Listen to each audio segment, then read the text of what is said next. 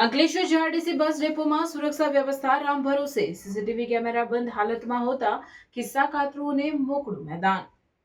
Ankleshwar GRDC બસ ડેપોમાં સુરક્ષા વ્યવસ્થા રામ ભરોસે, સીસીટીવી કેમેરા બંધ હાલતમાં હોય કિસ્સાકાતરુઓને મોકળું મેદાન। એશિયાની સૌથી મોટી ઔદ્યોગિક વસાહત ધરાવતું અંકલેશ્વર શહેર લાખો લોકો માટે રોજગારીનું કેન્દ્ર છે, જેના કારણે અંકલેશ્વર જીઆરડીસી બસ ડેપો પર 24 કલાક મુસાફરોનો ભારે ધસારો જોવા મળે છે। સુરત, વાપી અને મુંબઈ જેવા દક્ષિણના શહેરોથી લઈને અમદાવાદ, પાલનપુર, મહેસાણા અને છેક કચ્છ સુધી જતી લાંબા અંતરની હજારો બસોનું આ મુખ્ય સ્ટોપેજ હોવા છતાં અહીં મુસાફરોની સુરક્ષા માત્ર કાગળ પર જ હોય તેવું પ્રતીત થઈ રહ્યું છે।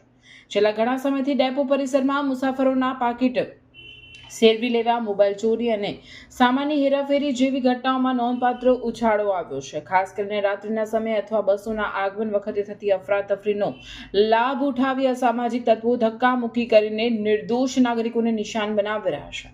આશ્ચર્યની વાત તો એ છે કે આવી ગુનાહિત પ્રવૃત્તિઓ ડામવા અને પોલીસ તંત્રને આરોપીઓની ઓળખ કરવામાં મદદરૂપ થઈ શકે તે હેતુથી લગાવવામાં આવેલા લાખો રૂપિયાના સીસીટીવી કેમેરા હાલ ડેપોમાં માત્ર શોભાના ગાંઠિયા સમાન લટકી રહ્યા છે।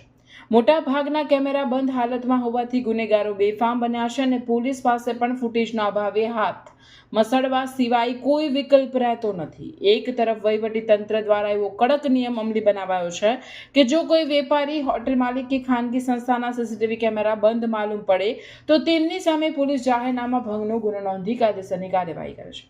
ત્યારે બીજી તરફ સરકારી એસટી નિગમની આટલી મોટી બેદરકારી સામે તંત્ર કેમ મૌન સેવી રહ્યું છે તે જનતા માટે મોટો પ્રશ્ન છે।